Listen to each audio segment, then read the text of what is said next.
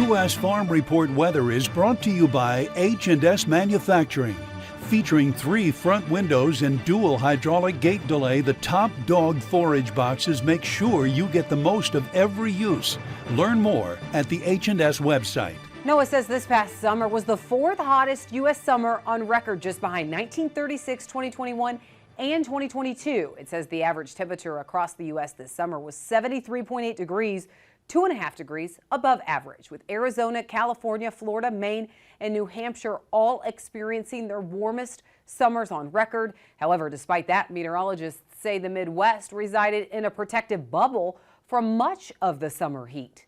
Well, it has turned off dry in much of the U.S. and outside of rains caused by the remnants of Francine. It was another dry week across the U.S. Jack Van Meter has a look at the latest drought monitor this weekend. Taking a look at the updated drought monitor, a couple trends have started to rear their ugly head in this country. And one of those is going to be the parts of the country that we're actually just dealing with the slight abnormally dry conditions is actually starting to transition hard into that moderate stage of drought, especially in the eastern part of the country and also down south too. Look at Mississippi and Alabama dealing with all moderate drought and also some severe drought as well, and also parts of the Midwest as well. Ohio, unfortunately, hasn't gotten any better, and some of that moderate drought starting to leach over into Indiana as well. So something we definitely need to be keeping a very close eye on as soon as harvest is starting to slowly come upon us. Now, rainfall next 7 days. We are seeing a lot of rainfall, especially down south and in the eastern part of the country, dealing with the remnants of Hurricane Francine finally moving off the coast again. As we can see, again, just incredible amounts of rainfall in Atlanta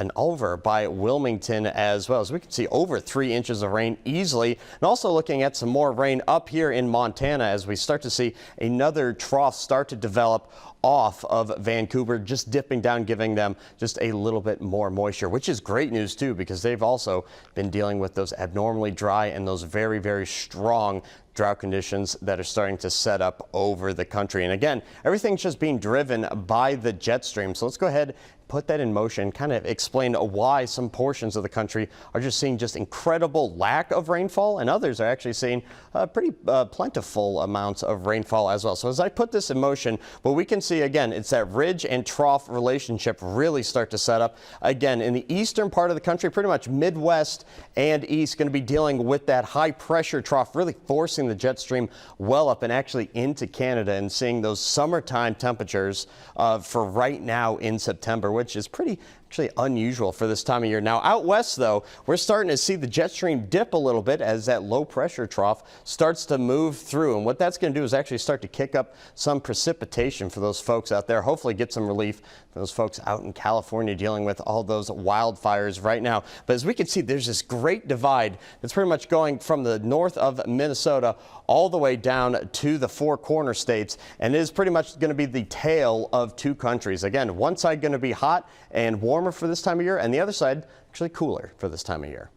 Well, did the weather really take a bite out of the U.S. soybean crop this year? We have the latest look at USDA as well as what surprised analysts. Matt Bennett and Arlen Suderman join me to discuss markets right after the break.